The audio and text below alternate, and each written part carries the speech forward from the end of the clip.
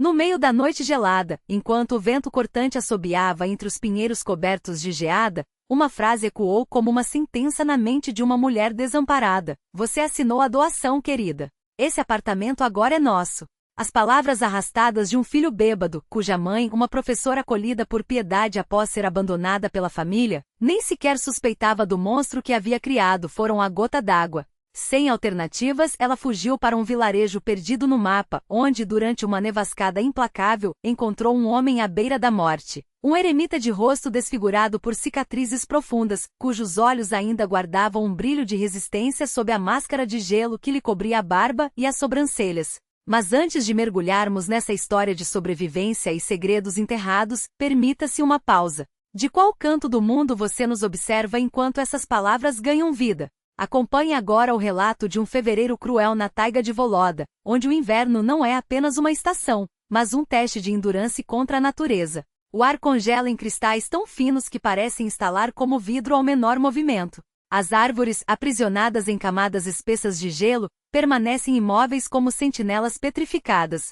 O silêncio é quase absoluto, quebrado apenas pelo rangido da neve sob botas pesadas e pela respiração entrecortada de um homem que avança teimoso, através da brancura infinita. Esse homem é Makar Radionovich Zbruyev. A cada passo ele afunda até a cintura em montes de neve, para em seguida se arrastar para fora com um esforço sobre-humano.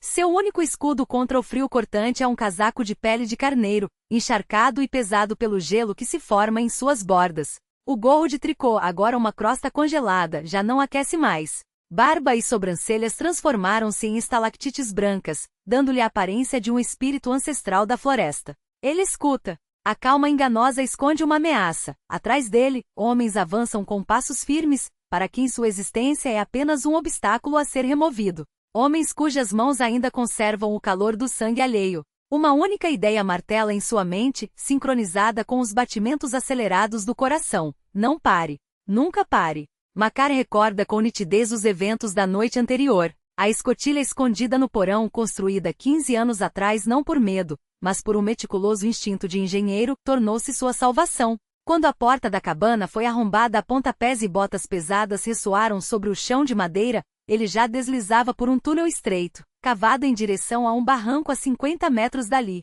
Tudo começou 3 dias antes, quando, após uma tempestade de neve, saiu para verificar suas armadilhas de caça.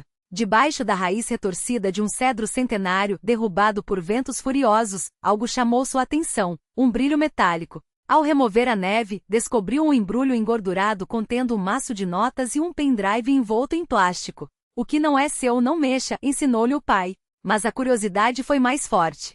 De volta à cabana, conectou o dispositivo a um notebook antigo, alimentado por painéis solares. Os arquivos revelaram planilhas, relatórios e atas de reuniões, documentos aparentemente comuns, mas que em conjunto, desvendavam uma teia de corrupção envolvendo a administração local, autoridades policiais e empresas madeireiras.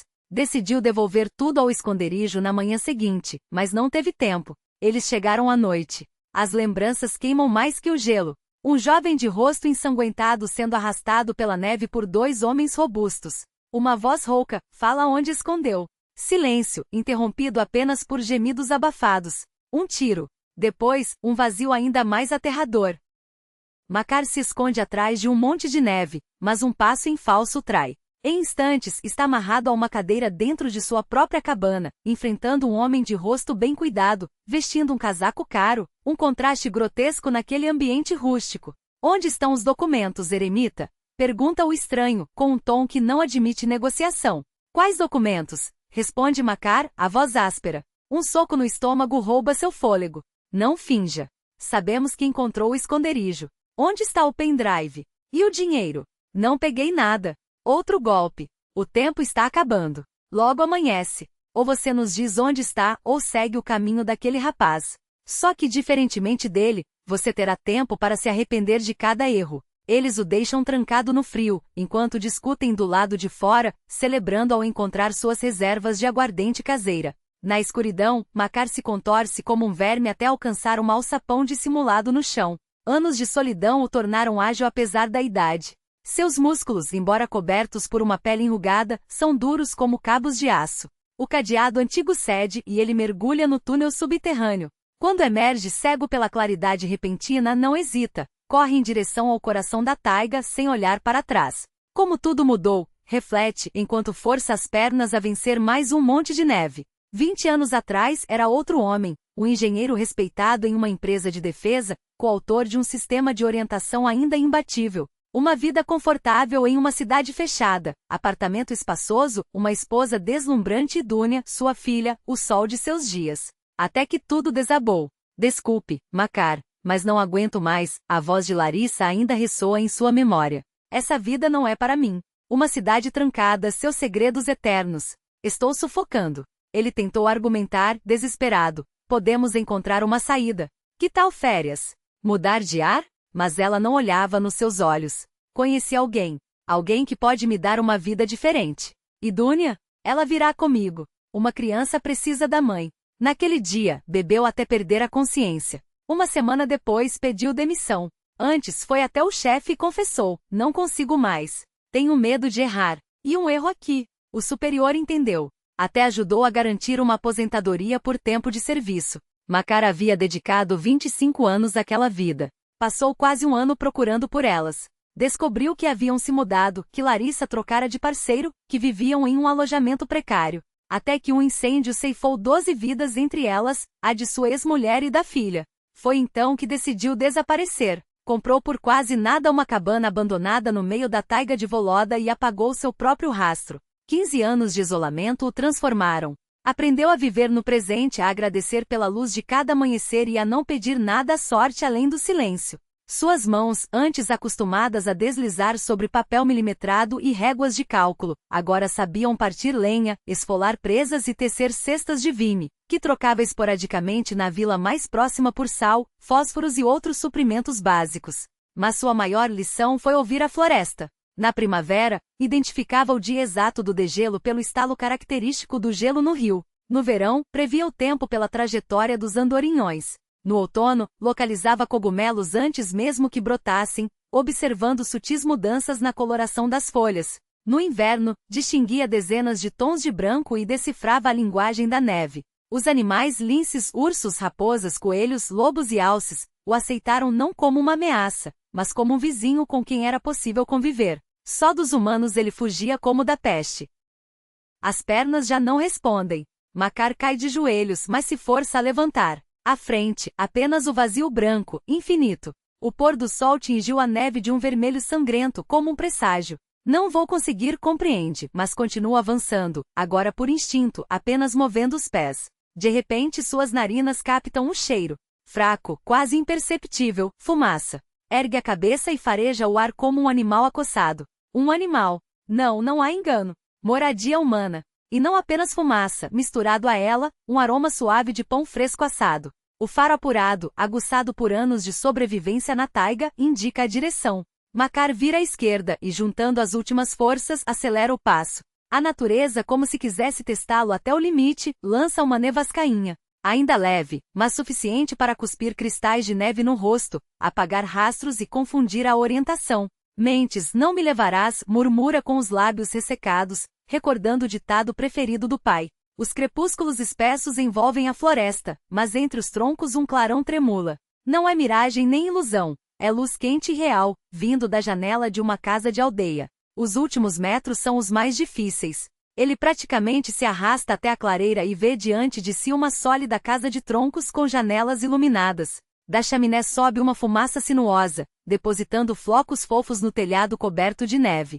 Dá mais alguns passos e, de repente, percebe que não consegue mais se mover. As pernas falham, e ele desaba bem à frente da varanda. Com o último esforço, Makar rasteja até a janela e bate no vidro com a mão congelada. A visão turva, mas ainda consegue distinguir uma silhueta feminina atrás da cortina. O rangido da porta. Uma voz de mulher, assustada. Meu Deus, o que aconteceu com você? Como chegou aqui? Mãos delicadas, mas surpreendentemente fortes, o levantam, de onde essa figura frágil tira tanta força, e o conduzem para dentro. O calor abençoado do fogão russo envolve seu corpo gelado. Cheira a pão, a ervas e a algo mais indescritível, mas estranhamente familiar, como um pedaço de casa perdida há muito tempo. Ele tenta focar no rosto da mulher, mas os olhos se recusam a obedecer. Só sente mãos quentes tocando sua face congelada e uma voz preocupada. Aguente firme, já vou aquecê-lo. Tudo ficará bem. E pela primeira vez em 15 anos, Makar acredita. A escuridão que se aproxima não é ameaçadora, é misericordiosa, envolvente, trazendo alívio. Então, tudo se apaga. Os corredores do hospital regional exalavam um frescor estéril. O cheiro de cloro e medicamentos que se tornava quase imperceptível depois da primeira semana de trabalho, misturava-se a uma acústica peculiar do lugar. As vozes dos médicos ricocheteavam nas paredes de azulejo, transformando-se em um zumbido indistinto, pontuado pelo rangido das solas de borracha no linóleo. Evdokia Makarovna Zbrueva caminhava por aquele corredor com uma expressão concentrada, como se carregasse na mente não apenas os prontuários, mas também as histórias de vida de cada paciente sob seus cuidados. Nas mãos, um recipiente com empadões caseiros, exalando o aroma de maçã assada e canela. Outra vez alimentando seus velhinhos, Duna? Chamou a Marina, enfermeira da cirurgia, com um sorriso maroto. Ao menos deixe um pedaço para nós, coitadas das colegas. Pegue, respondeu Evdokia, estendendo o recipiente. Dá para todos.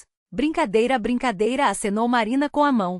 Levo para o meu posto. A Vera está caindo de sono depois do plantão noturno, e ainda tem 2 horas de turno.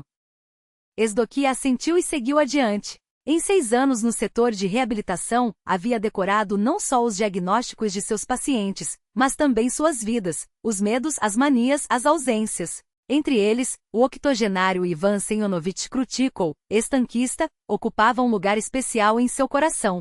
Ninguém o visitava, nem filhos, nem netos. Todos haviam se espalhado por cidades distantes, mandando, quando muito, cartões formais nas datas comemorativas. Ivan Semyonovich, tem visita, anunciou Evdokia em voz baixa, entrando no quarto. O velho, magro mas ainda de ombros largos, com um tufo de cabelos brancos erguidos como um ouriço, estava sentado junto à janela, observando o pátio do hospital. A Dunia chegou, sorriu ele, e as rugas de seu rosto se concentraram nos cantos dos olhos, dando-lhes um brilho quase juvenil.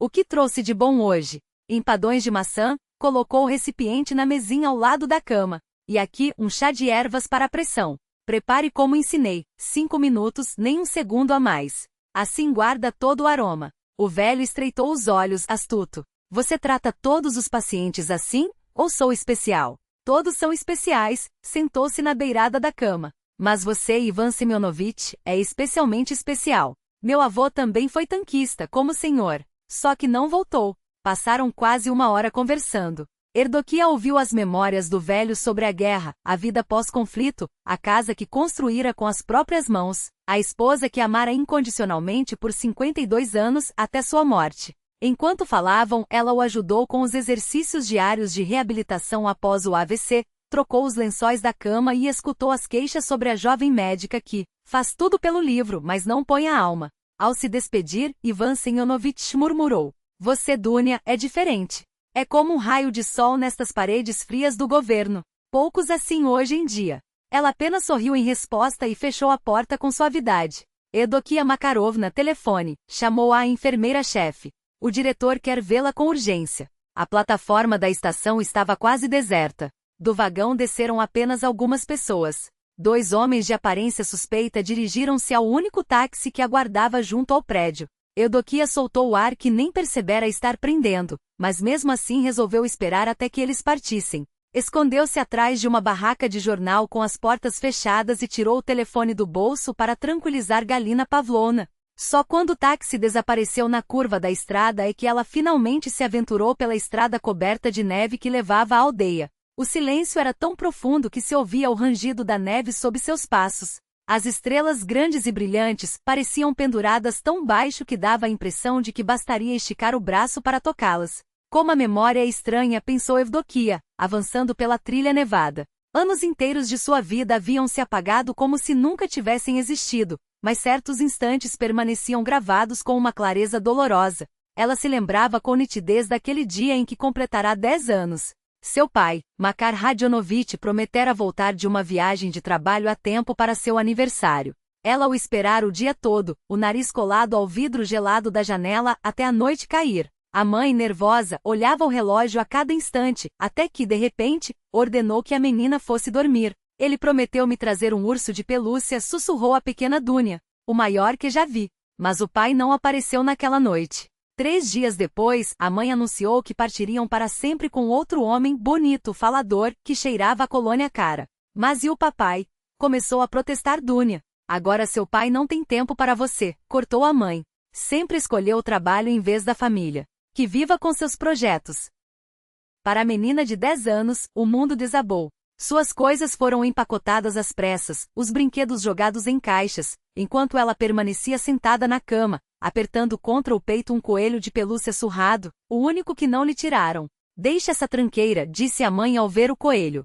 Seu novo pai vai lhe dar brinquedos muito mais bonitos. Este foi presente do meu pai, respondeu Dunia, baixa mais firme. A mãe apenas acenou com a mão, impaciente. Não havia tempo para discussões.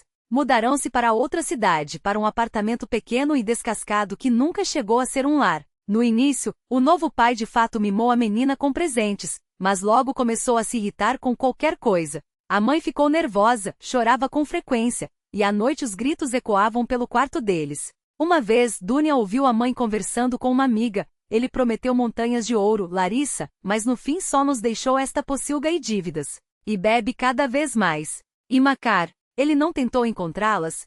Perguntou a amiga. Não sei. Talvez no começo. Depois soube que ele pedirá demissão e fora embora para algum lugar remoto. Parece que seu trabalho precioso não era tão importante assim.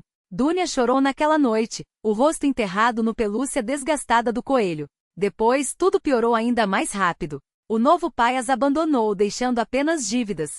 A mãe adoeceu, algo nos pulmões que Dunia não entendia direito. Passaram a se mudar de um canto alugado para outro, cada vez mais barato e sujo, até que veio um incêndio no velho alojamento onde viviam em um quartinho minúsculo. Dunia sobreviveu por milagre. Naquela noite ela não dormia, sentada junto à janela, olhando para o céu estrelado e pensando no pai. Quando sentiu o cheiro de fumaça, já era tarde para correr pelo corredor. Escapou pelo parapeito, descendo pela calha. A mãe não teve a mesma sorte. Depois do hospital, veio o abrigo estatal para órfãos. Paredes frias, frases protocolares, um cuidado que era pura formalidade. Assistentes sociais tentaram localizar seu pai, sem sucesso. Era como se ele tivesse desaparecido da face da terra. Dunia concluiu que provavelmente também morrera. Os anos passaram. Graças à sua teimosia e sede de conhecimento, Evdokia conseguiu uma vaga em um colégio técnico de enfermagem. Escolheu se especializar em reabilitação.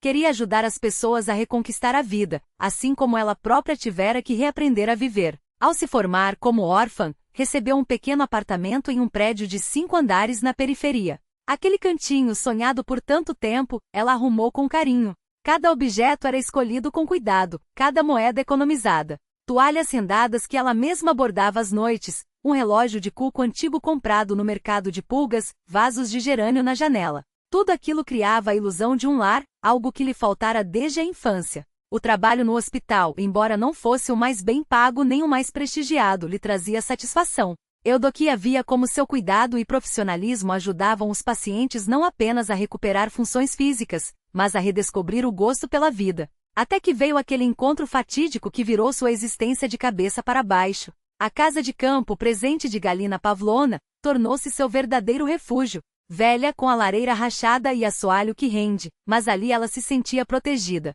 Não havia o Gennady com suas crises de bebida, nem a eterna insatisfação de Adelaida Prokofyevna, nem o medo de abrir a porta do próprio apartamento.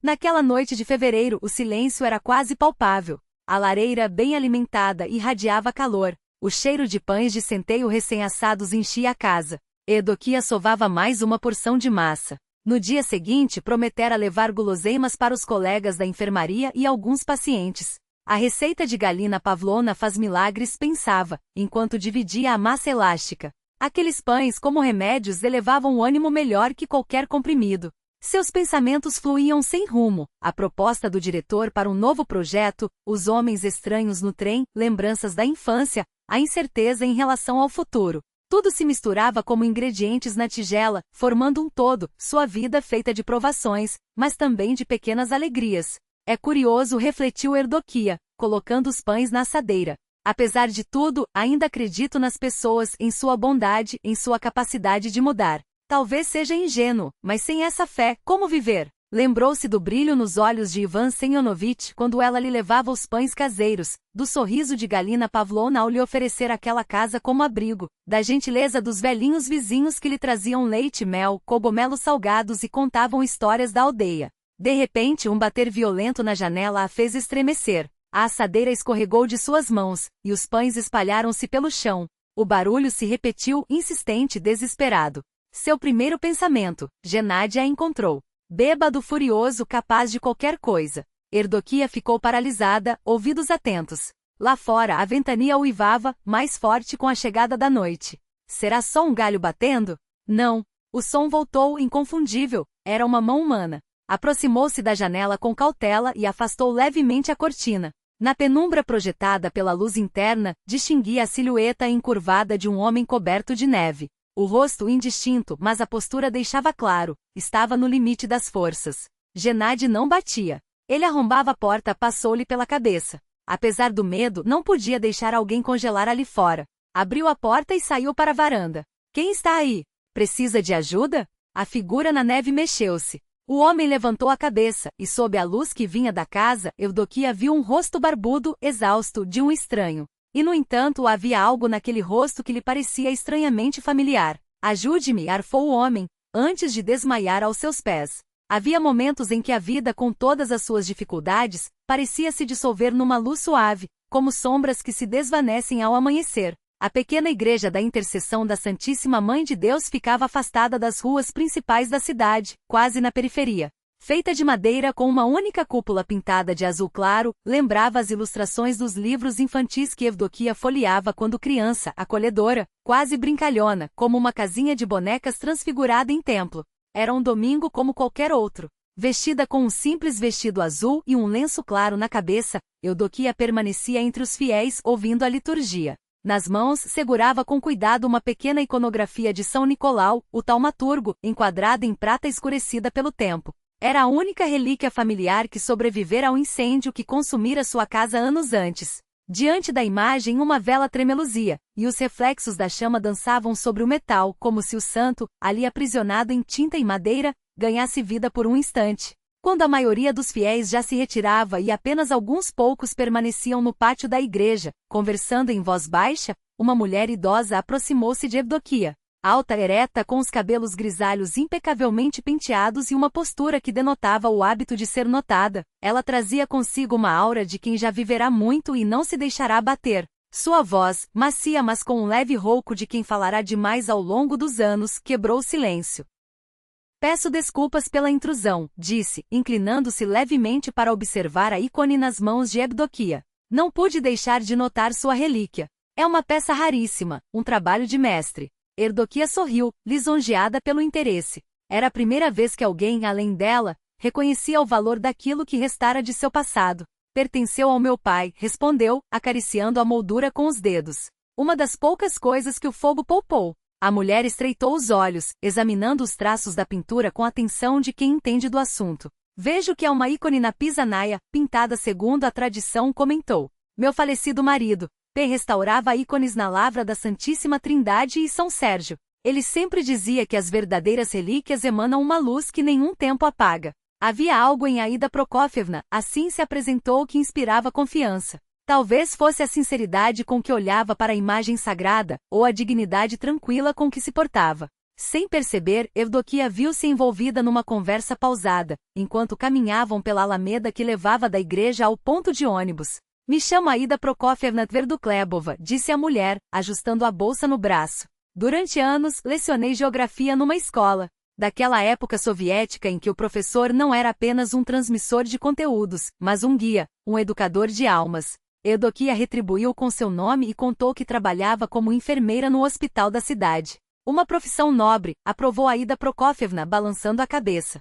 Hoje em dia, é raro encontrar jovens que se dedicam ao próximo sem pensar em recompensa. A maioria só enxerga o dinheiro, e carreiras como a sua ou a de professor, suspirou, não são exatamente sinônimo de riqueza. Seguiam devagar, enquanto folhas amarelas, desprendidas das árvores, giravam no ar antes de pousar a seus pés. O outono daquele ano surpreendera com um domingo inesperadamente ameno. Lembro-me dos tempos em que meu marido e eu trabalhávamos numa escola rural, continuou Aida Prokofyevna. os olhos perdidos nas memórias. As condições eram precárias, mas as crianças tinham fome de aprender, e as noites que organizávamos, cantávamos ao som do acordeão, encenávamos peças. P. veterano de guerra, condecorado, jamais se gabava das medalhas. Era um homem íntegro, daqueles que já não se faz mais. Eudoquia ouvia fascinada. Histórias como aquelas, de um passado que só conhecia por livros e filmes, sempre a atraíram. Havia nelas uma autenticidade que o presente, tão apressado, parecia ter perdido. Depois, os tempos mudaram, a voz da mulher ganhou um tom amargo. Meu marido faleceu cedo, e fiquei sozinha com nosso filho. Mudamo-nos para a casa dos sogros no interior. Uma casa boa, sólida. Eu continuava a lecionar, o menino cresceu, casou-se, ela fez uma pausa, e o suspiro que se seguiu carregava o peso de uma dor antiga. Então veio a tragédia. Minha nora morreu no parto, e o bebê não resistiu. Gennady, meu filho, nunca se recuperou direito. Chegou a beber por um tempo, mas é forte e superou. Agora trabalha numa fábrica, um bom profissional. A narrativa fluía como um rio, natural e contínua, como se Aida Prokofyevna já tivesse contado aquela história muitas vezes, ou como se a vida a tivesse ensinado a repetir as próprias feridas com uma serenidade que só o tempo concede. Decidimos vender a casa no interior e comprar um apartamento na cidade, prosseguiu. Afinal, na idade dele já era a hora de pensar em constituir nova família, e onde arrumar uma noiva na zona rural. Mas caímos em mãos de vigaristas. Entregamos o dinheiro, e os documentos eram falsos. Sacudiu a cabeça, indignada. No nosso tempo isso não aconteceria.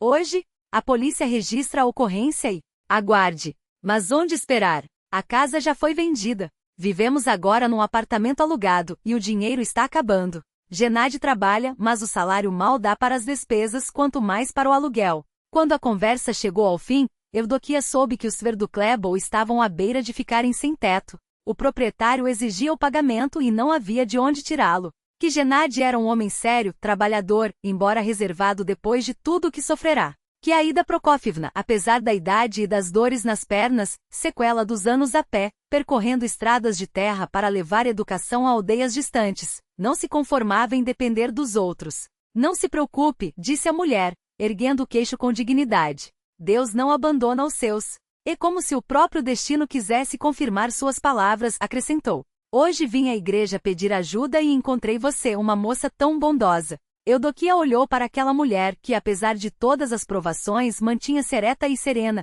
e sentiu algo se mover dentro de si, uma onda de compaixão, misturada a um desejo urgente de estender a mão. Aida Prokofyevna, disse com uma firmeza que a surpreendeu. Minha casa é pequena, mas se você e seu filho não têm onde ficar, posso oferecer um canto até que resolvam a questão do apartamento. Os olhos da idosa brilharam, úmidos. Minha filha, como assim? Somos estranhos para você. Em momentos de necessidade não há estranhos, respondeu Eudoquia, lembrando-se das palavras de sua madrinha. Não és tu quem escolhe a quem ajudar, é Deus quem escolhe por meio de quem a ajuda chegará. Os primeiros dias sob o mesmo teto pareciam cenas de um daqueles filmes antigos sobre famílias unidas. Adelaida Prokofyevna, apesar das dores nas pernas, revelou-se uma anfitriã exemplar. A casa brilhava impecável. Da cozinha, sempre exalava o aroma de algo delicioso sendo preparado.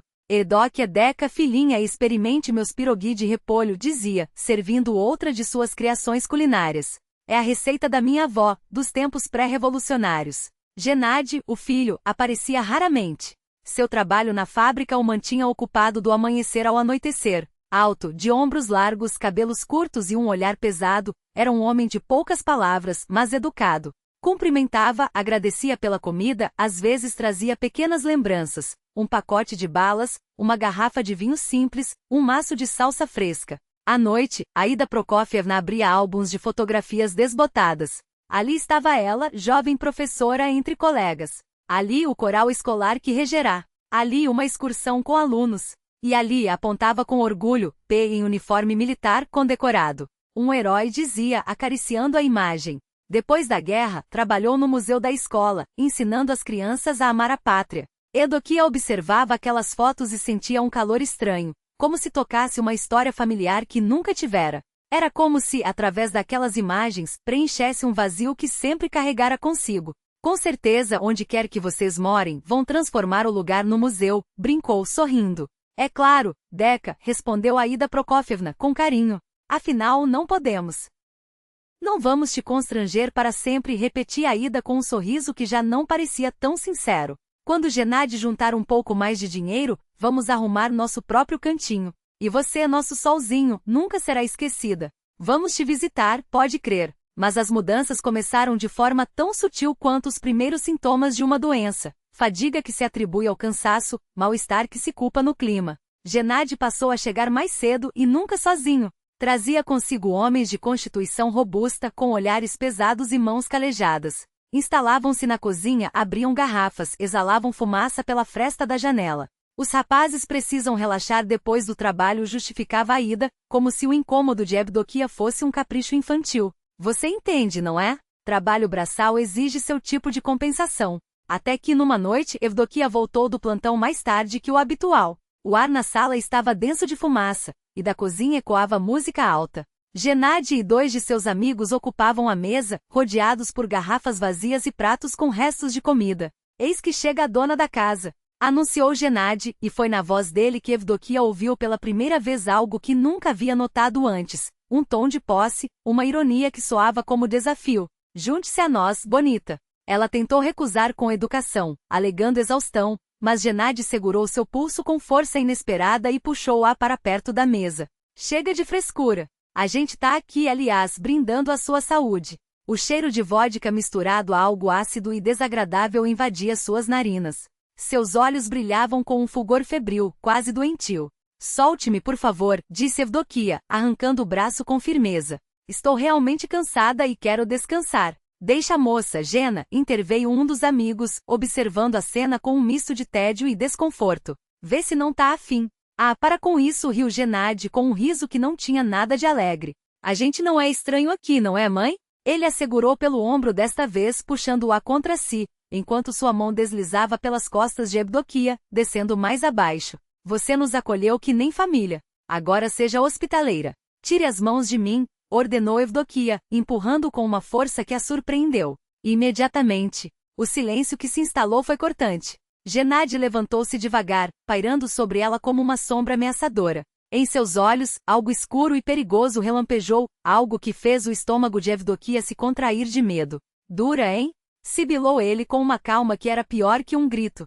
Tá bom, a gente quebra. Foi então que Aida entrou na cozinha, como se surgisse de um palco montado para a cena. Que barulho é esse, meus filhos? Perguntou, alternando o olhar entre o filho e Evdokia. Nada, mãe, respondeu Gennady, torcendo a boca em um sorriso falso. Só a nossa anfitriã de mau humor. Não quer sentar com os convidados. Erdocha está cansada, filho, disse Aida suave, como se acalmasse um animal selvagem. O trabalho dela é pesado e estressante. Deixe-a descansar. Depois, voltando-se para os amigos do filho. E vocês, rapazes? Já é tarde. Amanhã tem que trabalhar. Gennady resmungou, mas não discutiu. Seus amigos se levantaram apressados, despedindo-se com murmúrios. Ele próprio atirou-se no sofá da sala e adormeceu quase instantaneamente, ronando alto. Perdoe-o, querida, sussurrou Aida, ajudando Evdokia a recolher os copos e pratos sujos. Ele não é sempre assim. São os problemas recentemente. Às vezes a gente desanda. Ela sacudiu a cabeça, como se lamentasse a fragilidade humana. No fundo, ele é bom. Só não sabe demonstrar. Evdokia não respondeu. Algo dentro dela havia se partido naquela noite. A sensação de segurança que um dia tivera em seu próprio lar evaporara como fumaça. Mais tarde, já deitada, ela acordou com o rangido da maçaneta. Na escuridão do quarto, uma silhueta alta e larga aproximava-se da cama. Quem está aí? Gritou, sentando-se de repente. Cala a boca, sussurrou Gennady, cheirando a álcool rançoso. Vai acordar a minha mãe. Sai agora mesmo, ordenou Evdokia, tateando a mesa de cabeceira em busca do telefone. Ou chama a polícia. Ah, para com isso, ele sentou-se na beira da cama, com um tom entre o impaciente e o provocador. Pra que tanto drama? Eu vejo como você olha pra mim. Todas vocês, sozinhas assim, fazem esse jogo de difícil, mas no fundo só querem que alguém tome a iniciativa. Sua mão pousou sobre o cobertor, e Evdokia recuou até encostar na parede, o coração batendo tão forte que doía. Vou contar até 3, disse ela com a voz trêmula, mas firme. Depois disso, disco 112. Burra, cuspiu Gennady, levantando-se de repente. Acha que é esperta? Não tem pra onde correr. Essa casa logo vai ser nossa. E você junto. Ele saiu batendo a porta com violência. Eudoquia passou o resto da noite acordada, sentada na cama, ouvindo cada som suspeito vindo dos cômodos vizinhos. Pela manhã, Aida agia como se nada tivesse acontecido. Preparava o café, falava do tempo, queixava-se das dores nas juntas. Gennady saíra cedo sem se despedir. Aida Prokofyevna começou Evdokia com cautela, quando finalmente se atreveu a tocar no assunto. Ontem à noite, seu filho entrou no meu quarto. A mulher congelou, ainda segurando a frigideira com ovos. Que imaginação, minha filha, disse com uma surpresa que soava ensaiada. Gena bebeu demais ontem, isso sim, mas dormiu como uma pedra a noite toda. Eu mesma verifiquei. Eu sei o que aconteceu, insistiu Evdokia. Erdocha, meu bem, Aida interrompeu, com um suspiro de falsa preocupação. Você está estressada, exausta. Talvez tenha sido um pesadelo. Conhece meu filho. É direto, às vezes grosso, mas não é um monstro. Não faria uma coisa dessas. Por mais que Evdokia tentasse explicar, Aida apenas balançava a cabeça, atribuindo tudo ao cansaço, à solidão, à cabeça quente da jovem. Os dias viraram semanas e as semanas meses. Aos poucos, o apartamento de Evdokia foi se transformando em território hostil. Gennady já não pedia permissão para trazer amigos. A cozinha estava sempre ocupada por homens que fumavam, bebiam e falavam alto. Objetos começaram a sumir ou a parecer quebrados.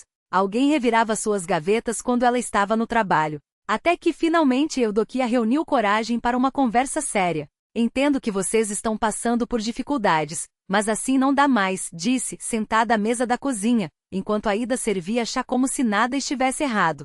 Acho que é hora de procurar em outro lugar para morar. Outro lugar? A mulher ergueu as sobrancelhas, como se a ideia fosse absurda. Mas nós mal começamos a nos acomodar. E além disso, combinamos que era temporário, até arrumarmos nossa própria casa. Estamos procurando, mas você sabe como estão os preços.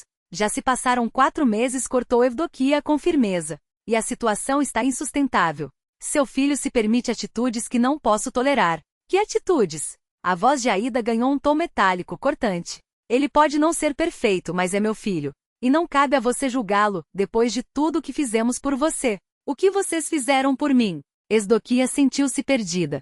Fui eu quem os acolheu, não o contrário. Ah, é? Aida endireitou-se de repente e Evdokia notou, surpresa, que a postura curvada pelas dores havia desaparecido. E quem arrumou essa casa? Quem cozinha, lava, passa, limpa? Quem te alimenta com comida de verdade, em vez daqueles venenos que você comprava? Quem te deu um gosto de família, coisa que você nunca teve? Diante dela, a mulher que conhecera na igreja, meiga, frágil, de palavras doces, havia se transformado em alguém irreconhecível. Evdokia tentou manter a calma. Sou grata pela ajuda doméstica, mas isso não justifica o comportamento do seu filho. Se as coisas não mudarem, vou ter que pedir que saiam. Adelaída de Aida foi seca, quase um rosnado. Pedir? Ela inclinou-se para a frente, os olhos faiscando. Você vai pedir? A voz baixou, carregada de ameaça. Guarde bem isso, menina, quem vai sair daqui é você. E será sorte se só sair. Eles te carregam pelos pés, se for preciso. Foi quando a porta da frente se abriu com estrondo. Gennady apareceu na cozinha, observando as duas com um sorriso que não chegava aos olhos. Sobre o que estão falando, senhoras? Perguntou, cruzando os braços. Parece que nossa anfitriã acha que a gente deveria ir embora. Você está se comportando de maneira inaceitável. Gennady sorriu, e naquele sorriso havia algo que fez um calafrio percorrer a espinha de Evdokia. Ele se aproximou devagar, como um predador que sabe que a presa não tem para onde correr. O que há de inaceitável em mim, Aduna? Você sabe muito bem. Evdokia forçou a voz a sair calma, embora o coração batesse descompassado, como se quisesse romper as costelas. Não aguento mais suas bebedeiras, seus amigos, suas investidas. Esta é minha casa, e eu tenho o direito de decidir quem fica aqui. Sua casa? Gennady soltou uma gargalhada rouca, como se ela tivesse contado a piada mais absurda do mundo. Já não é mais, querida. Você assinou a doação. Esqueceu? Evdokia sentiu o chão se abrir sob seus pés. Eu não assinei nada. Ah, mas assinou sim. Adelaída Prokofyevna interferiu com um tom quase cantado, como se saboreasse cada palavra. Lembra? Há 3 semanas, quando eu pedi para você assinar uns papéis da assistência social. Era um pacote inteiro de documentos. Você nem olhou direito o que estava assinando. Era verdade. Naquele dia, Adelaída se apressara falará com urgência, dizendo que era uma chance de conseguir ajuda financeira. Evdokia confiou. Assinou sem ler, como faziam tantos outros, acreditando naqueles olhos que pareciam tão sinceros.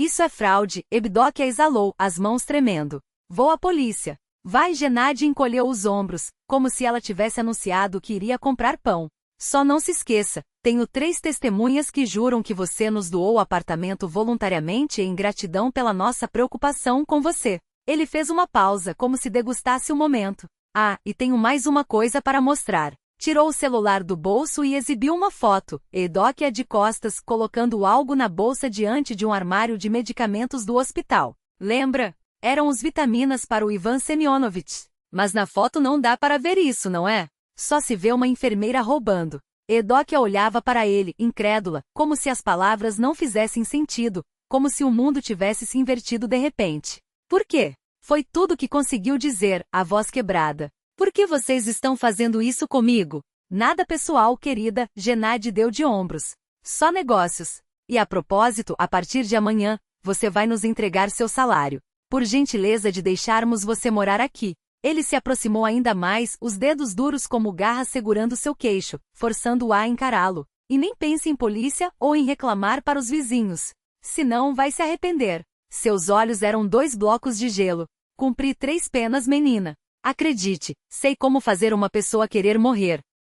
Havia uma certeza tão gelada naquela voz que Evdokia não duvidou nem por um segundo. Assim, ela se tornou prisioneira dentro da própria casa. Tiraram-lhe as chaves, controlavam seus passos, confiscavam seu salário. Gennady, quando bebia, e bebia quase sempre, batia em sua porta à noite, mas por enquanto limitava-se a ameaças. Talvez a presença da mãe ainda o contivesse.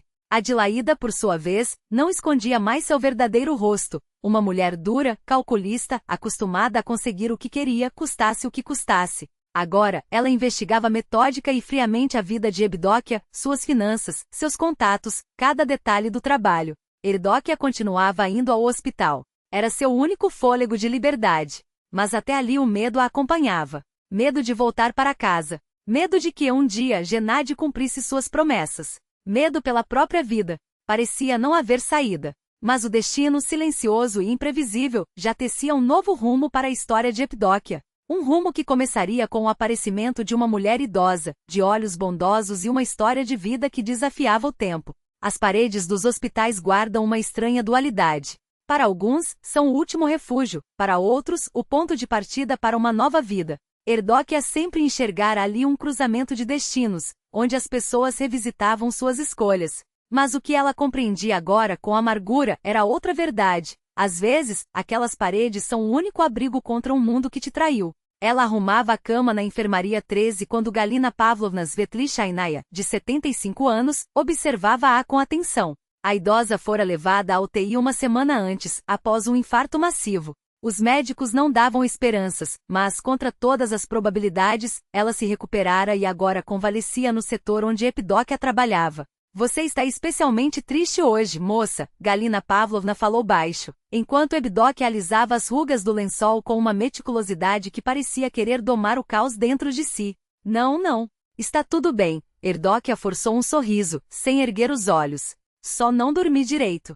Trabalhei 8 anos como enfermeira-chefe em cardiologia, a voz da idosa era serena, mas carregava o peso da experiência. Aprendi a reconhecer a dor nos olhos. E a sua? É a dor de um animal acossado. Algo naquele tom, não a piedade profissional, não a curiosidade ociosa, mas uma preocupação genuína, quase maternal, fez Evdokia levantar o olhar. Encontrou olhos claros penetrantes que a observavam com uma atenção que não mentia. Alguma coisa ruim aconteceu com você não era uma pergunta. Era uma constatação. E você não tem com quem dividir isso. O nó subiu pela garganta de Evdokia. Por meses ela carregara aquele peso sozinha, trancafiado no peito, sem deixar que transbordasse. Por meses de medo, de humilhação, de impotência. E agora bastava um gesto de humanidade para que a barragem ruísse. As lágrimas vieram sem aviso e ela, envergonhada por sua própria fragilidade, virou-se rapidamente. Desculpe. Não deveria. Não é profissional. Uma mão seca, mas surpreendentemente quente pousou em seu pulso.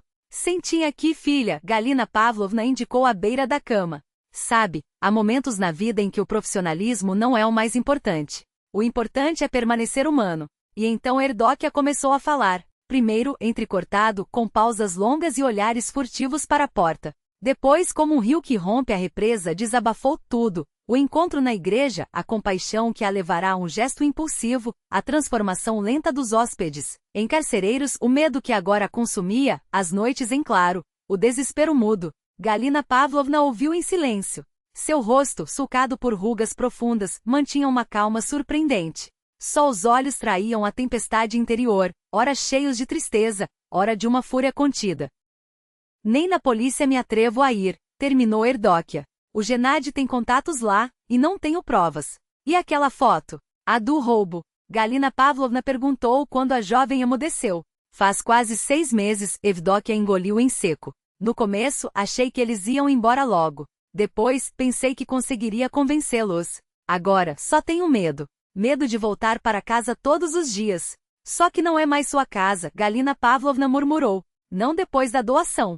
Mesmo que tenha sido sob engano. Evdokia assentiu, enxugando as lágrimas. O que eu faço? Não tenho nem como sair. Eles pegam todo o meu salário. E não tenho dinheiro para alugar outro lugar. E mesmo que arrumasse, ela não terminou, mas o medo pairou no ar denso. O medo da violência, da vingança. Galina Pavlovna olhou pela janela, onde flocos de neve raros dançavam no ar cinzento. Sabe, filha, não vou culpá-la por ter confiado. O mundo é cruel, mas se pararmos de acreditar nas pessoas então, para que viver? Fez uma pausa. Tenho uma casa. Em Sosnovka, uma vila a 2 horas da cidade. Sólida, bem construída. Cresci lá, antes de me casar com um militar e me mudar. Meus pais, ela hesitou, como se escolhesse as palavras. Eles deixaram tudo para mim. E agora, bem, agora está vazia. Meus pais viveram ali até o fim de seus dias, depois foi a vez do meu irmão com a família. Mas agora não sobrou ninguém. Meu irmão e a esposa se mudaram para a Alemanha, para perto dos filhos.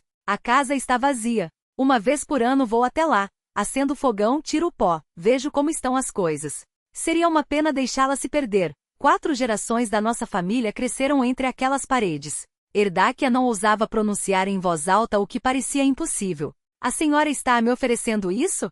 Pense bem, respondeu Galina Pavlovna, com um sorriso tranquilo. Fique o tempo que precisar. A vila, é verdade, está quase desertada. Sobraram alguns idosos, mas o trem passa 4 vezes ao dia. Dá para ir trabalhar. Tem um armazém que abre uma vez por semana, luz elétrica, poço no quintal. Mas, é a sua casa, Evdokia hesitou, como se a generosidade daquela mulher fosse um peso que não conseguia sustentar. Não pense nisso como minha casa, Galina Pavlovna tocou-lhe o braço com suavidade.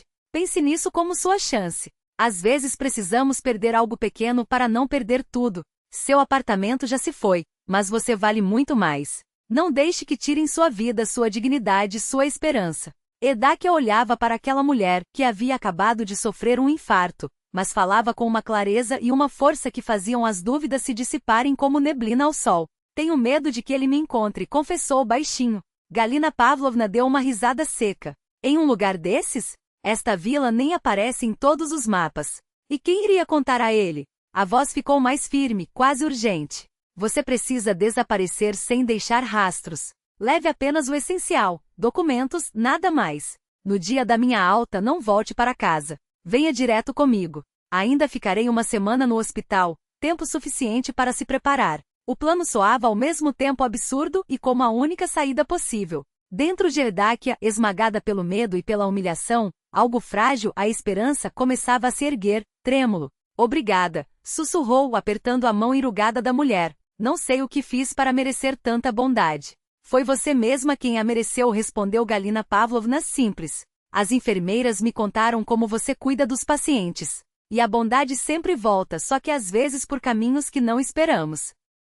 Os dias seguintes foram uma febre silenciosa. Por fora, Evdokia mantinha a rotina, obedecia a Gennady, fingia submissão, não despertava suspeitas no Sverdlovsk. Por dentro, porém, tudo fervia. Planos eram traçados, a determinação crescia. Cada dia levava algo para o hospital, um documento, uma fotografia, algum objeto que não podia abandonar. Escondia tudo no armário de Tamara Sergeyevna, a enfermeira-chefe, que embora não soubesse dos detalhes, via os hematomas nos braços de Evdokia e entendia. Aquela moça precisava de ajuda. Só não me diga para onde vai, pediu Tamara Sergeyevna, como se pressentisse que um dia alguém poderia perguntar. No dia da alta de Galina Pavlovna, Evdakia chegou ao trabalho com uma bolsa onde guardava todas as suas economias, um pouco de dinheiro que conseguirá esconder de Gennady, enfiado entre as páginas de manuais médicos. A própria enfermeira-chefe se ofereceu para acompanhar a paciente, levando Evdakia como ajudante. Os papéis da casa estão nesta pasta, disse Galina Pavlovna, já no trem elétrico baixinho.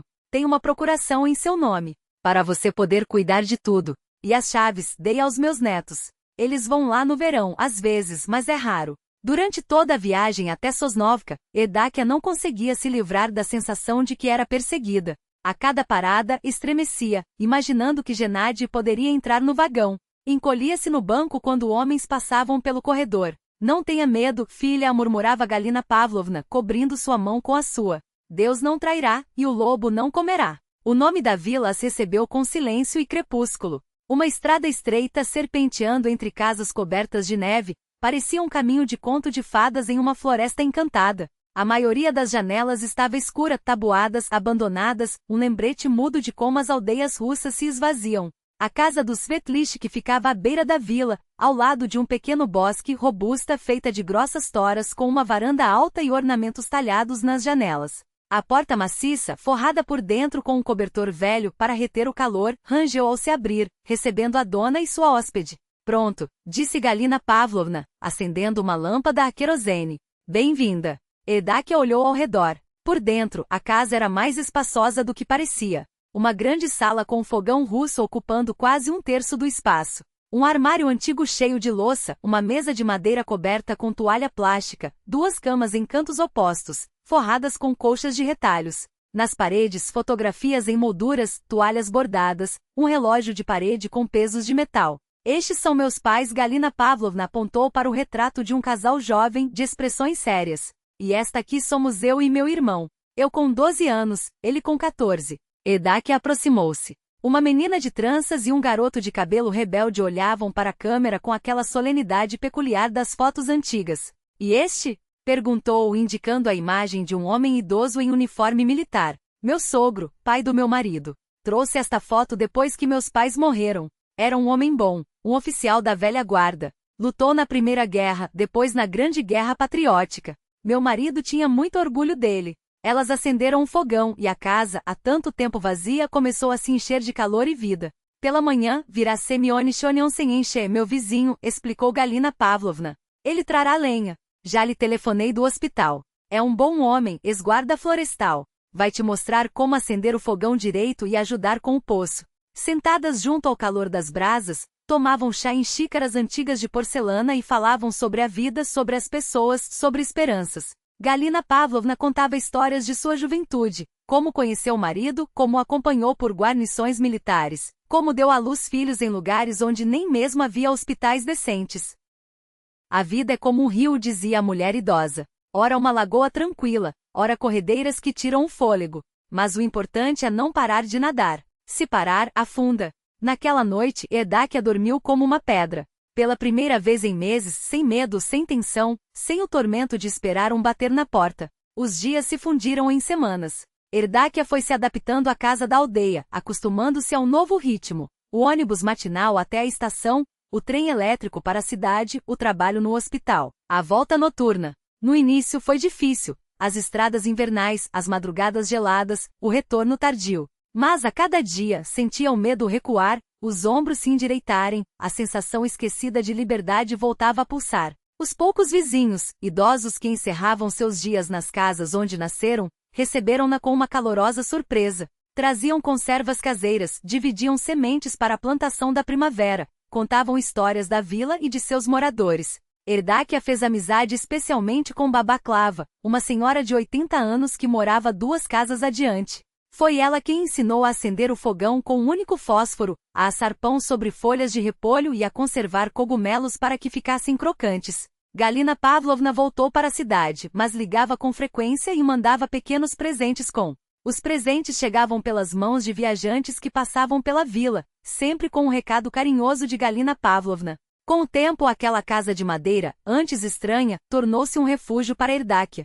Cada rangido do assoalho, cada padrão desbotado nas cortinas, até o cheiro de lenha queimada, Tudo se transformou em partes de uma nova vida que aos poucos ganhava contornos de lar. Nas noites de tempestade, quando o vento uivava lá fora e a neve batia nas janelas, ela se sentava junto à lamparina com um livro nas mãos. O crepitar das brasas na lareira e o silêncio do campo lhe davam uma paz que nunca havia conhecido na cidade.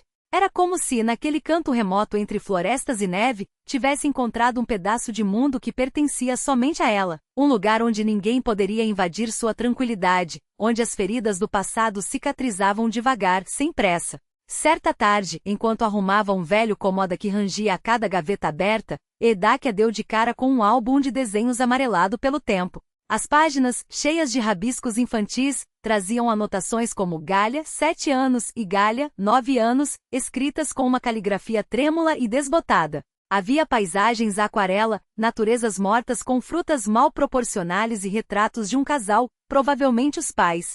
Mesmo nos traços incertos de uma criança, transparecia um dom natural para a arte. Quando Galina Pavlovna viu o álbum em sua próxima visita, seus olhos brilharam com uma mistura de nostalgia e melancolia. Eu sonhava em ser pintora, confessou, passando os dedos pelas páginas com cuidado, como se temesse danificá-las. Até passei no vestibular de uma escola de artes.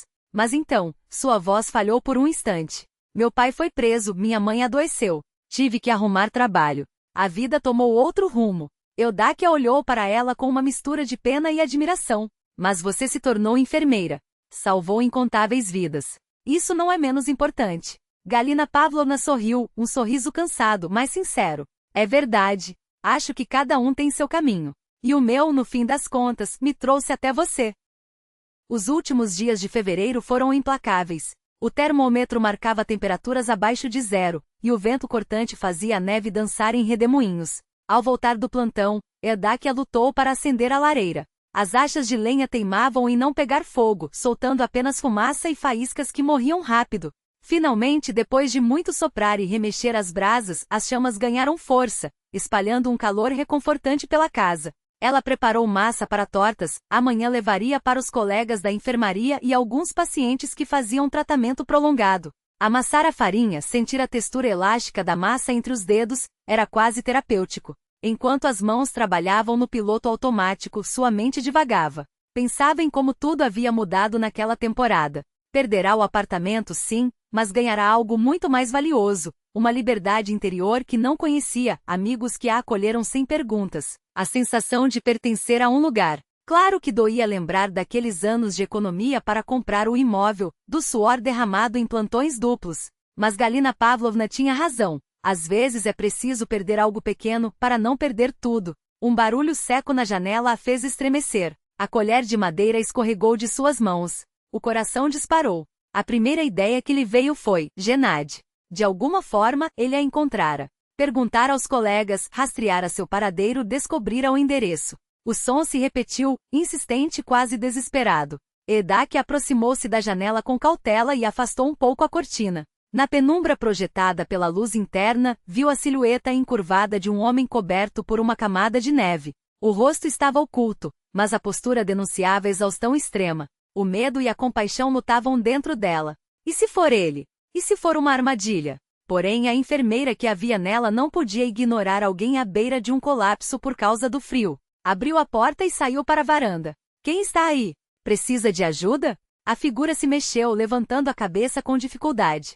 À luz que vinha da casa, Eudáquia viu um rosto marcado pelo cansaço, uma barba por fazer e traços sulcados por rugas e cicatrizes. Apesar disso, havia algo estranhamente familiar naquele homem, como se o tivesse visto em um sonho há muito esquecido. Me ajude, sua voz saiu rouca, quase inaudível. Ela o amparou, ajudando-o a entrar. O homem estava tão fraco que mal conseguia ficar em pé. Suas roupas estavam encharcadas e congeladas, os dedos das mãos, brancos pelo início de congelamento. Eudáquia o sentou perto do fogão, retirou com cuidado as camadas de tecido úmido e o envolveu em cobertores grossos. Depois colocou a chaleira no fogo, cortou fatias grossas do pão que sobrara do café da manhã e serviu em um prato. De onde você veio? Perguntou, entregando-lhe uma caneca de chá quente. O que o trouxe até aqui em uma noite dessas? O homem a encarou em silêncio, como se duvidasse do que via. Seus olhos, embora cansados, tinham uma intensidade que transmitia uma estranha confiança. Vivo no mato, respondeu finalmente depois de tomar um gole do chá. A cor começou a voltar ao seu rosto queimado pelo vento. Na floresta? Sozinho? Edáquia franziu a testa, surpresa. As coisas aconteceram assim. Ele deu de ombros, como se fosse a explicação mais natural do mundo. E você? Há quanto tempo está aqui? Não faz muito. Esta casa, ela hesitou, procurando as palavras certas, pertence à minha mentora. Ela me deixou ficar. Você não é daqui, afirmou o homem não como uma pergunta, mas como uma constatação. Não. Sou da cidade. Trabalho como enfermeira no hospital. E aqui? Ela fez uma pausa, olhando para as próprias mãos. Aqui eu me escondo. De quem? Sua voz ganhou um tom tenso, inesperado. Edáquia não sabia por que estava contando tudo aquilo a um estranho, mas havia algo naquele olhar, exausto porém atento, que a fazia confiar. De pessoas que me enganaram. Aluguei meu apartamento para uma mulher e seu filho, e eles eram golpistas. Perdi tudo. Passou a mão pelo rosto, como se pudesse apagar as memórias. É uma história longa. Não deve ter sido fácil, murmurou o homem. E sua família? Não puderam ajudar? Não tenho família. Ela encolheu os ombros, tentando disfarçar a dor que a pergunta despertara. Meu pai desapareceu quando eu tinha 10 anos. Minha mãe morreu em um incêndio. Cresci em um orfanato. Ao ouvir aquelas palavras, o homem estremeceu, como se tivesse levado um golpe. Seus dedos se apertaram em torno da caneca. Como você se chama? Perguntou com uma voz estranhamente abafada. Edáquia. Edáquia Zbrueva. Zbrueva. Ele se inclinou para a frente, examinando seu rosto com uma urgência quase desesperada. E seu pai? Qual era o nome dele? Makar Radionovich, respondeu ela, confusa. Por que pergunta? Em vez de responder, o homem segurou seu pulso, expondo a pequena marca em forma de folha de bordo no seu punho. Dunia, sussurrou com a voz quebrada. Duniasha. Seus olhos reviraram, e ele desabou no chão, inconsciente. A ideia o atravessou como uma lâmina gelada. 4 gerações já haviam passado desde aquele verão. Seria possível que o pensamento que o transpassara na noite anterior, ao ouvir o nome e ver a marca no punho, agora retornasse com força ainda maior? Makar sentou-se devagar no sofá rangente, tentando não fazer barulho para não despertar a mulher adormecida. O coração batia com tanta violência que ele temia que o som das batidas pudesse acordá-la. Quantos anos se passaram? Sua pequena Duniasha, sua menina, agora era uma mulher adulta. Se fosse realmente ela. Dúvidas enxameavam em sua mente. Talvez fosse apenas uma coincidência de nomes, um engano dos olhos, e a marca nem sequer se parecesse com a da família. Talvez ele tivesse visto apenas o que desejava desesperadamente ver. O medo apertou sua garganta. Medo da esperança que poderia se revelar falsa. Medo da decepção. Medo de ser um estranho na vida dessa mulher desconhecida, mesmo que fosse sua filha. O que ele poderia lhe oferecer? Que palavras encontraria? Perdoe-me por não tê-la procurado antes. Perdoe-me por ter acreditado em sua morte. Perdoe-me por não estar ao seu lado quando precisou de mim. O peso dessas palavras era insuportável. Makar levantou-se em silêncio, encontrou seu tulupe e um casaco de feltro que secara perto do fogão, vestiu-se sem fazer ruído e saiu de casa, fechando a porta com cuidado. O ar gelado queimou seus pulmões. A aldeia, coberta de neve, parecia congelada no tempo, como se esculpida em gelo por um artesão invisível. Ele caminhou lentamente pela única rua, observando as janelas vazias das casas abandonadas, as raras colunas de fumaça que subiam das chaminés ainda habitadas. Sosnovka lembrou-se do nome da aldeia, ouvido na noite anterior. Algo vagamente familiar piscou em sua memória. Já estivera ali antes? Improvável. Mas aquele nome lhe soava conhecido. Então, como água de degelo rompendo uma crosta de gelo, a lembrança irrompeu. Sosnovka, claro. Era aqui que morava a tia de Larissa, sua esposa. Vieram uma vez no verão, quando Dunia tinha uns 4 anos. A tia vivia na periferia, numa casa com molduras esculpidas nas janelas. Ao lado, um velho carvalho oco. Brincando, Makar escondeu dentro do tronco uma latinha com moedas, um tesouro para a filha, como chamara na época. Passaram o dia inteiro fingindo ser piratas, seguindo o mapa que ele mesmo desenhara. Ele apressou o passo em direção à borda da aldeia. Será que aquele carvalho ainda estaria de pé? Tanto tempo havia se passado. A casa da tia, ou o que restava dela, reconheceu imediatamente, torta com o telhado desabado, mas ainda conservando a silhueta de uma moradia camponesa outrora sólida. E ali estava o carvalho, um gigante enrugado que sobrevivera a homens e às suas casas, erguendo-se orgulhoso na extremidade do terreno, seus galhos nodosos estendidos como braços abertos.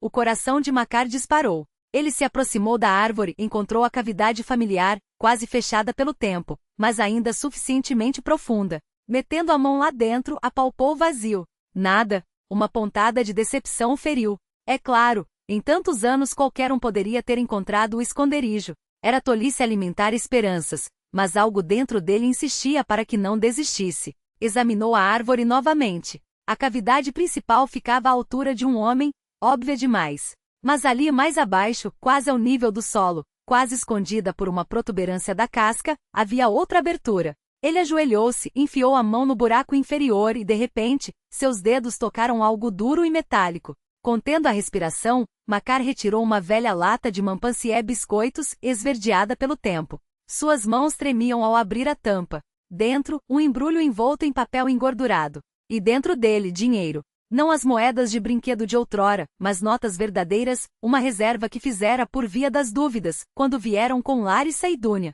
5.000 rublos. Uma fortuna naqueles tempos. Ele próprio esquecera daquele esconderijo, mas a memória da floresta o guardara. Depois de contar as cédulas velhas, porém ainda válidas, Makar guardou-as no bolso interno do casaco e dirigiu-se ao centro da aldeia.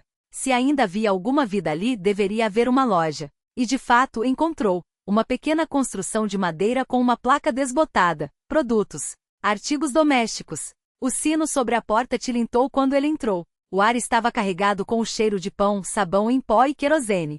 Atrás do balcão, uma mulher corpulenta, envolta em um ralon roxo e um chale de penas, cochilava. Ao ouvir o sino, ela se sobressaltou e fitou o recém-chegado com olhos sonolentos.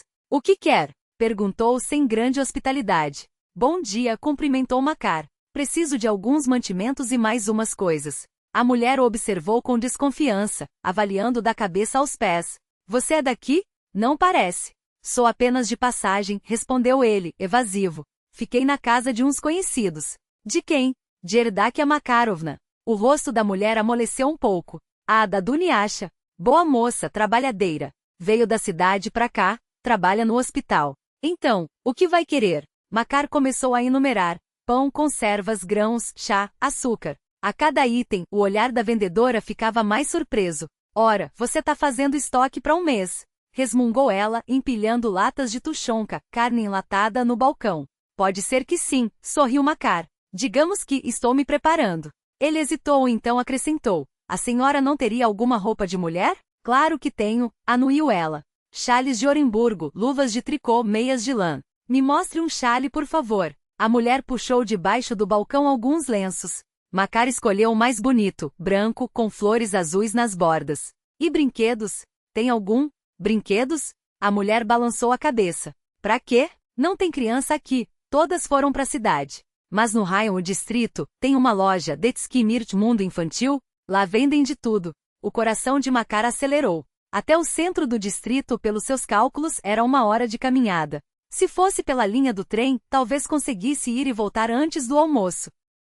"Preciso de mais uma coisa", disse ele, olhando as prateleiras. "A senhora não teria madeira?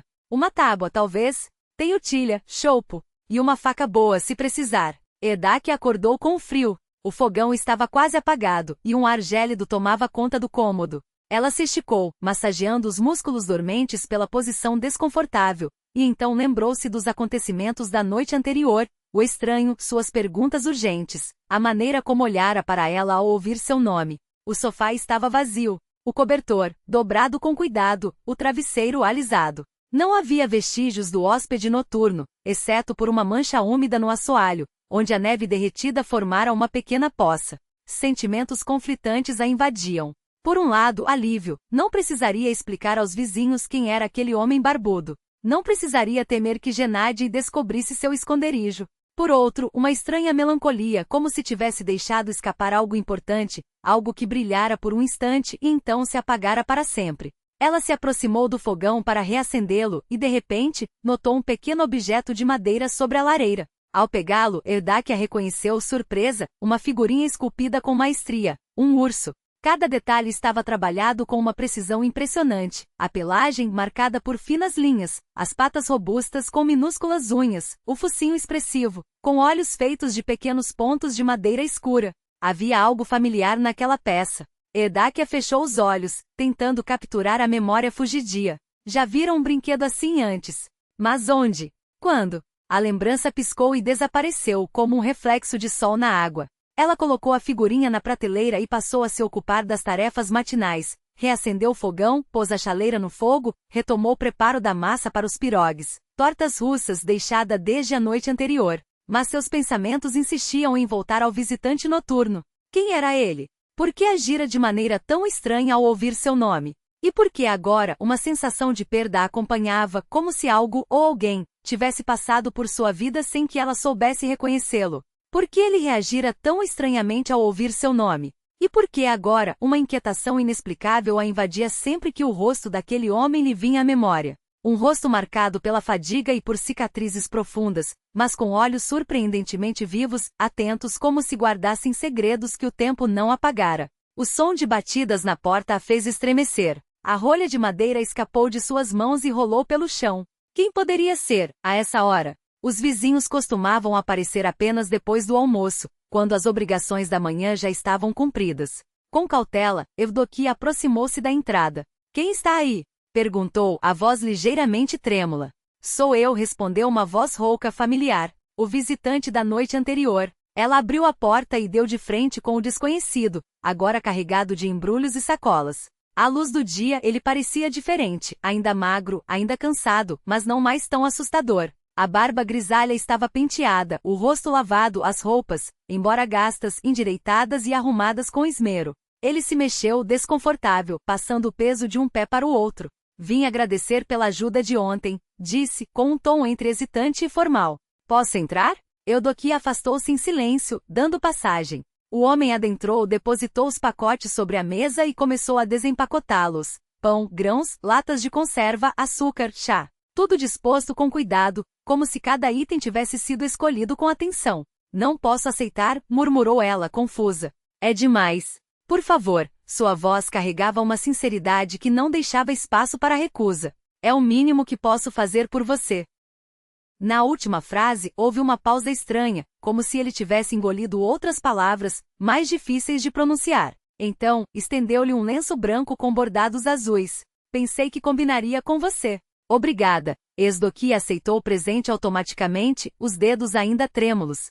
Mas de onde veio o dinheiro para tudo isso? Você mesmo disse que vive na floresta. Encontrei um esconderijo antigo, respondeu ele, seco. Um dinheiro esquecido há muito tempo. De dentro do casaco tirou outro embrulho, maior, desajeitado, envolto em papel pardo simples. Isto é, um presente especial.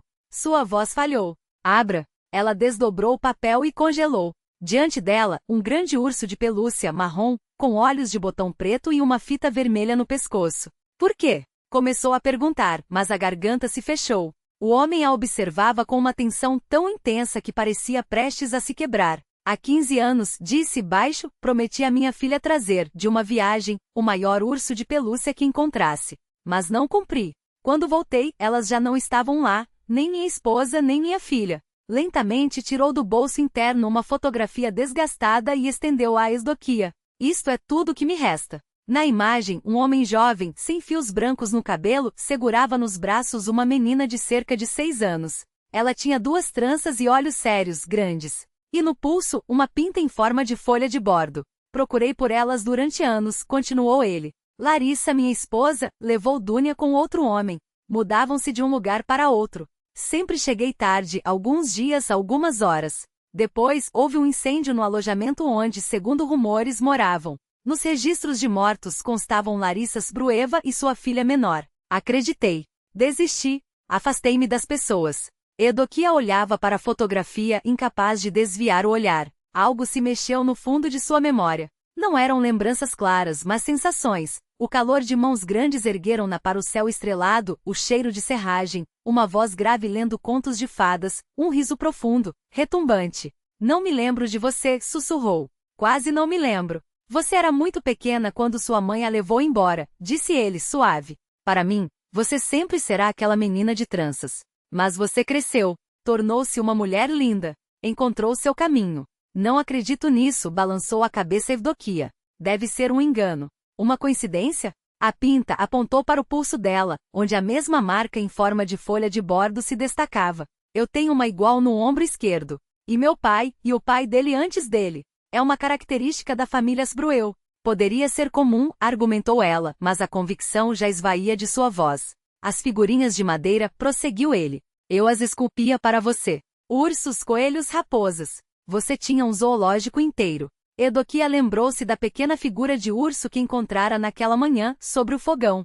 Com mãos trêmulas pegou-a da prateleira. Como esta. O homem tomou a peça entre os dedos e seus olhos encheram-se de lágrimas. Sim, fiz esta hoje, ao amanhecer, enquanto você dormia. Igual a que fiz para você quando tinha 5 anos. Você aguardava debaixo do travesseiro, dizia que afastava os pesadelos.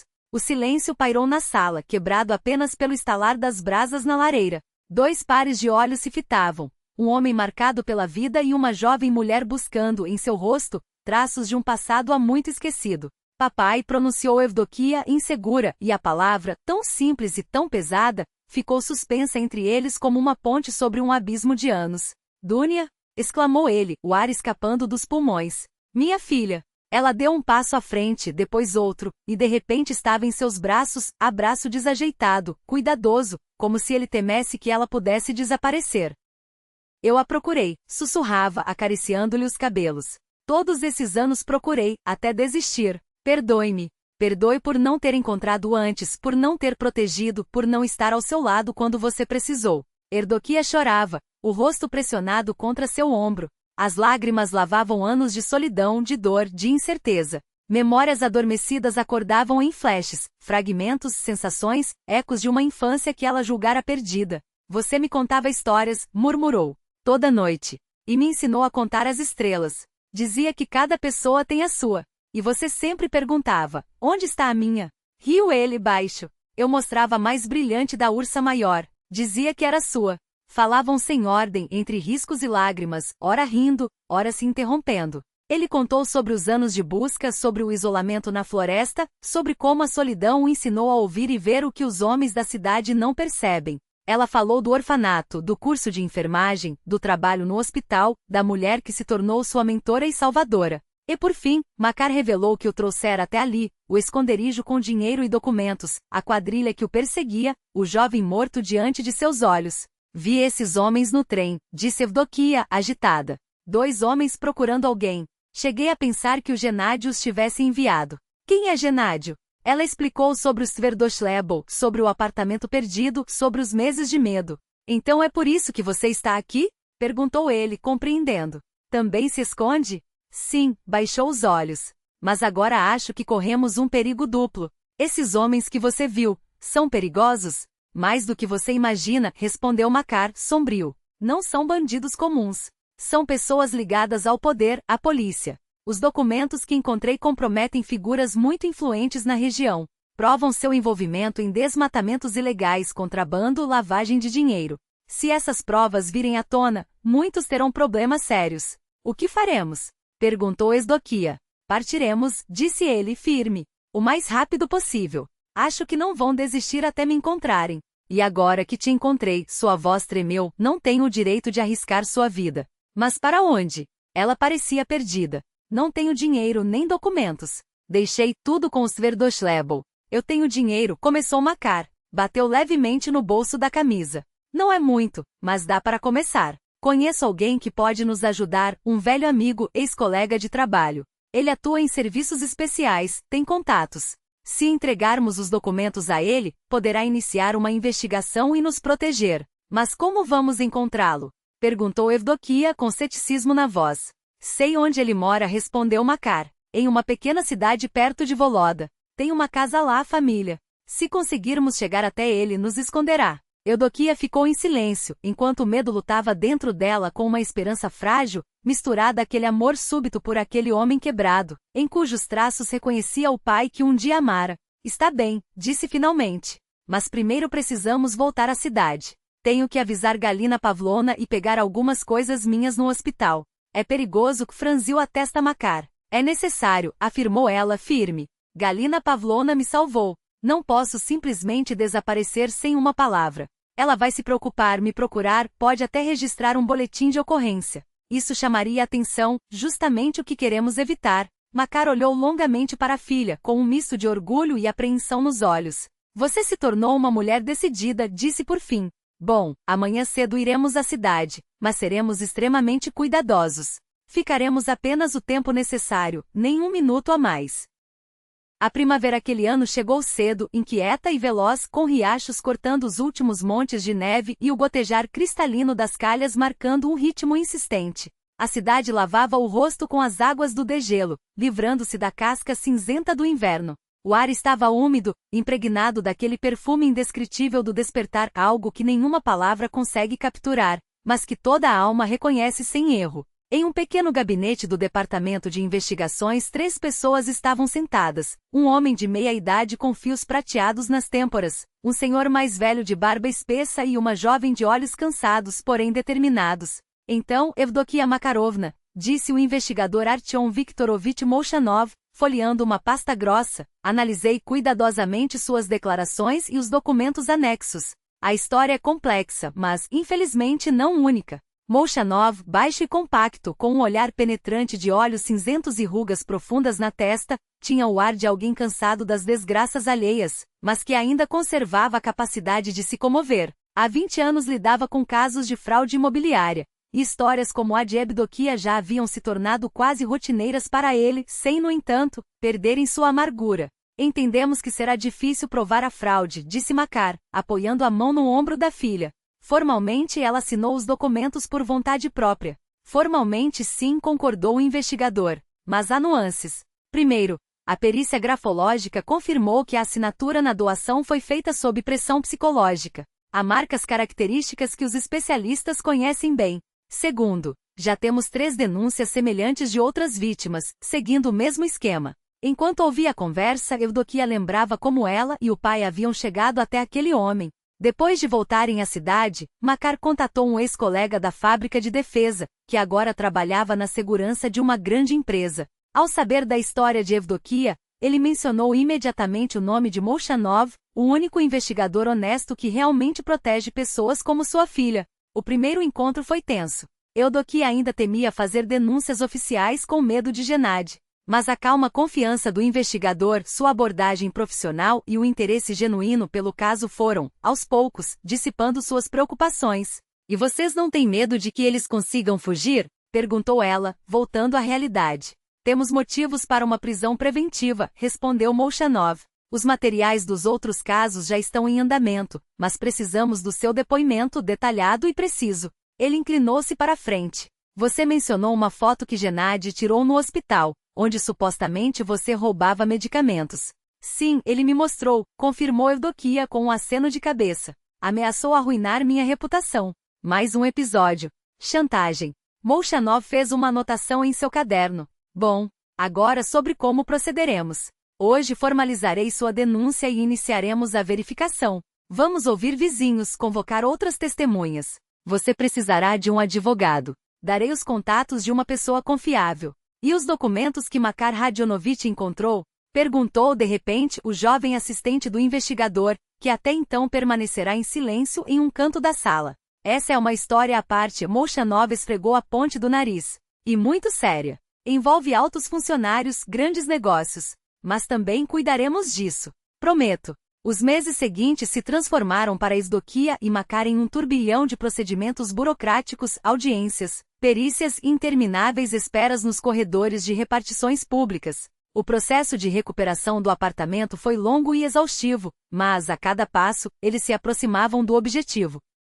Os Sverdoshlebel, ao saberem da denúncia, tentaram fugir. Gennady sacou todo o dinheiro de sua conta e já se preparava para deixar a cidade quando foi detido na estação de trem. Adelaida Prokofyevna permaneceu no apartamento de Evdokia, convencida de que aquela menina não conseguiria provar nada. No confronto direto, Evdokia reencontrou seus algozes pela primeira vez desde a fuga. Gennady, mais magro e abatido após a prisão preventiva, olhava para ela com ódio explícito. Adelaida, ao contrário, tentava fingir alegria.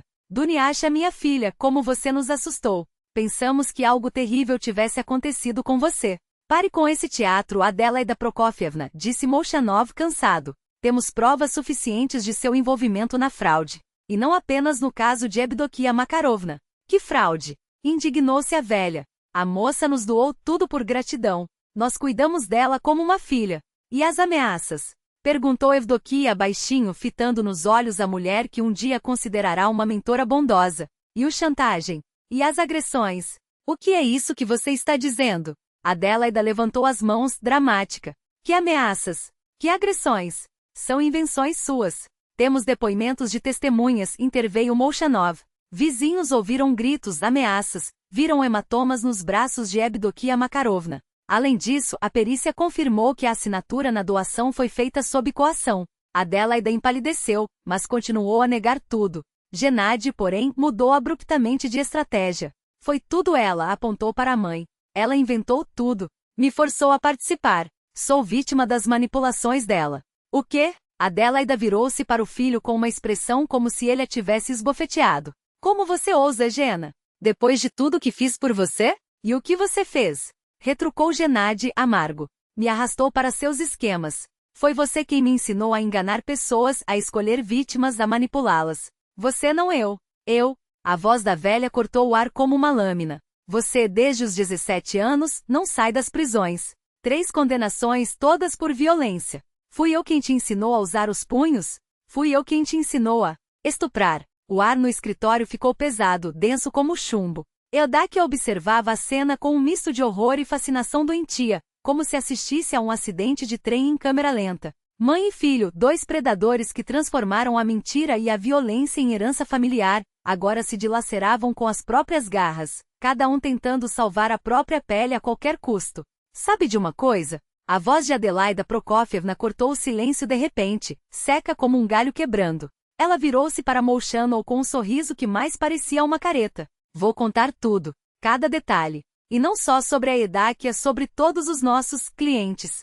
Seus depoimentos se tornaram a peça-chave da investigação. Adelaida descreveu, com uma precisão cirúrgica que gelava o sangue, dezenas de golpes meticulosamente orquestrados ao longo dos anos. Como escolhiam as vítimas, sempre os mais vulneráveis.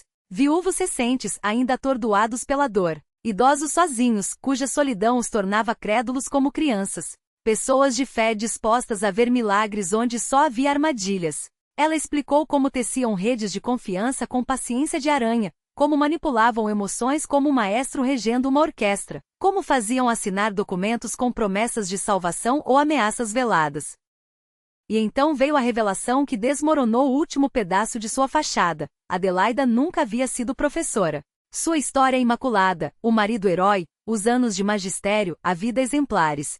Era pura ficção, costurada com fios de mentira sobre um tecido de mediocridade. Na realidade, ela havia passado décadas como faxineira em uma escola estadual, varrendo os mesmos corredores onde fingia ter lecionado. Não havia diplomas nas paredes, nem alunos gratos, nem passado glorioso. Só a sede insaciável pelo dinheiro fácil e uma habilidade doentia para mentir, tão natural quanto respirar. O julgamento arrastou-se por meses intermináveis, cada audiência uma faca que reabria as feridas de Evdokia. Era preciso reviver o pesadelo uma e outra vez, responder a perguntas cruéis, ouvir as mentiras descaradas dos Tverdoshleibov, ver seu próprio caráter sendo dilacerado pela defesa de Gennady. Mas havia algo que a mantinha de pé. À sua direita, o silêncio sólido de Makar, uma presença que não precisava de palavras para ser um escudo. À esquerda, a frágil mas incansável Galina Pavlovna, que comparecia a cada sessão apesar da saúde debilitada, seu bastão batendo no chão como o metrônomo da resistência. E então havia ele, Yuri Andreevich Polozov, o cirurgião ortopedista do hospital, que de repente se tornará um porto seguro inesperado.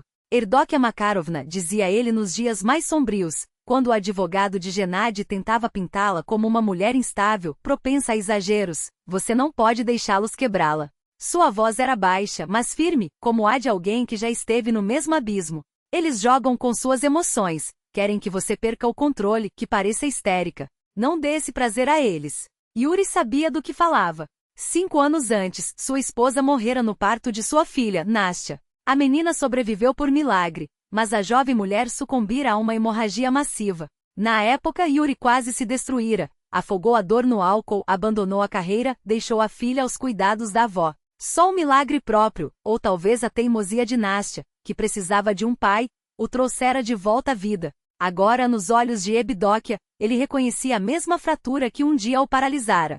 E assim, sem pressa, com uma delicadeza que só quem já esteve quebrado conhece, ele a ajudava a recompor os pedaços.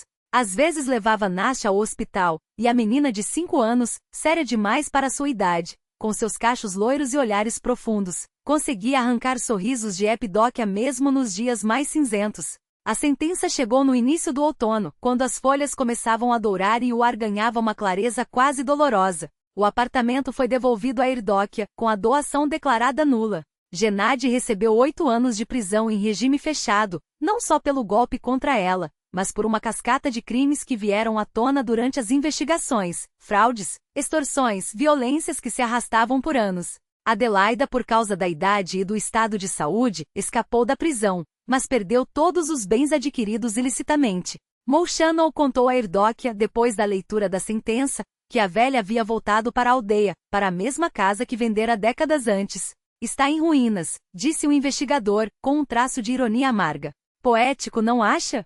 Passar os últimos dias em um casebre desmoronando, depois de ter roubado o teto de tantos outros. Não sinto satisfação, confessou Evdóquia, olhando para as mãos. Só vazio. E cansaço. Molchanov assentiu, compreensivo. A justiça não traz alegria. Ela só recoloca as coisas no lugar. O inverno daquele ano foi brando, com degelos longos e nevascas esparsas, mas generosas. Evdóquia recuperou seu apartamento, mas passou a dividir o tempo entre a cidade e Sosnovka, a aldeia onde ela e Makar haviam começado algo novo. A ideia nasceu quase por acaso.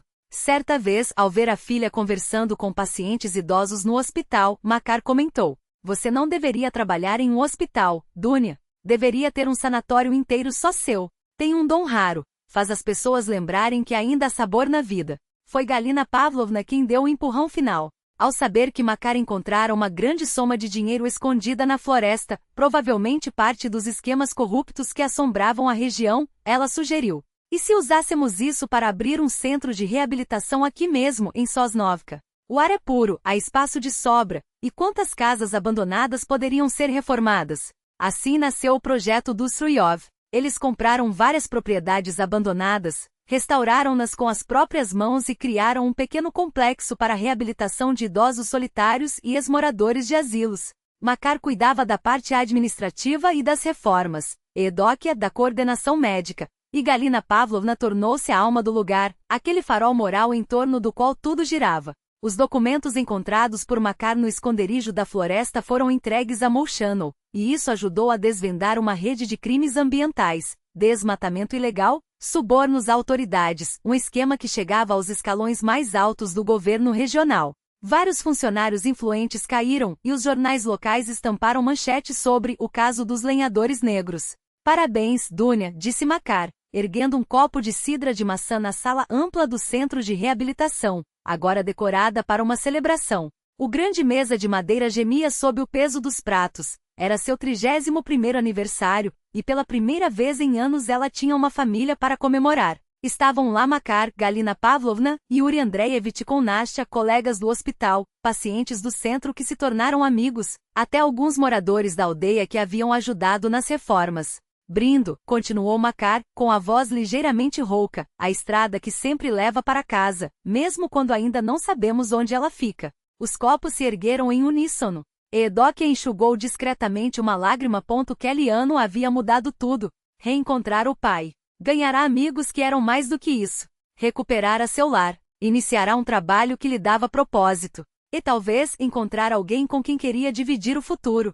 Yuri Andreevich sentava-se à sua frente, lançando-lhe olhares furtivos, quentes mas contidos. Ele não apressava as coisas, sabendo que Evdóquia precisava de tempo para cicatrizar. Mas ela notava como seu rosto se iluminava quando ela entrava na sala, como ele segurava sua mão com cuidado excessivo ao ajudá-la a descer escadas escorregadias, como ouvia cada palavra sua com uma atenção que fazia o mundo ao redor desaparecer. Nasha, já sonolenta, aninhava-se no colo do pai, abraçada a um urso de pelúcia gigante, o mesmo que Makar lhe dera no dia em que se reencontraram. Agora, a menina o tratava como seu tesouro mais precioso. "Vovô Makar", murmurou, lutando contra o sono, "o senhor faz outro ursinho de madeira para mim?" "Claro", só respondeu ele, sorrindo. "Amanhã mesmo começo." Evdóquia os observava, refletindo sobre como os fios do destino se entrelaçavam de maneiras impossíveis de prever. Quantas dores, quantos medos, quantas noites de desespero haviam sido necessários para chegar àquele momento, naquela mesa entre aquelas pessoas. E como, estranhamente, era capaz de agradecer por cada uma daquelas provações, pois todas a haviam levado até ali. Quando os últimos convidados se foram e a casa mergulhou no silêncio noturno, Eudokia entrou no quarto onde Nastya dormia. A menina abraçava com força o urso de pelúcia, e sobre a mesinha de cabeceira repousava uma pequena escultura de madeira, uma réplica perfeita do ursinho, talhada pelas mãos hábeis de Makar. Eudokia sentou-se à beira da cama, observando os traços serenos do rosto da criança adormecida. Naqueles pequenos gestos, naquele respiro tranquilo, ela enxergava a própria vida renascendo, não como um ciclo que se repete, mas como algo que, apesar de todos os obstáculos, insiste em brotar, como um rebento de primavera rompendo o asfalto. O caminho até aquela casa havia sido muito mais longo e sinuoso do que ela poderia ter imaginado. Mas agora, ao fitá-la, Eudokia sabia com uma certeza que vinha de dentro, estava exatamente onde deveria estar. As mãos de Makar, que esculpiram aquele ursinho de madeira, eram as mesmas que anos antes haviam segurado as dela com uma promessa não dita. O tempo e as circunstâncias os haviam afastado de maneiras que nenhum dos dois poderia prever. Mas ali na quietude da noite, entre o cheiro de madeira recém-talhada e o calor do corpo pequeno de Nastya, Eudokia compreendia que algumas coisas, como o amor, como a esperança, não se apagam.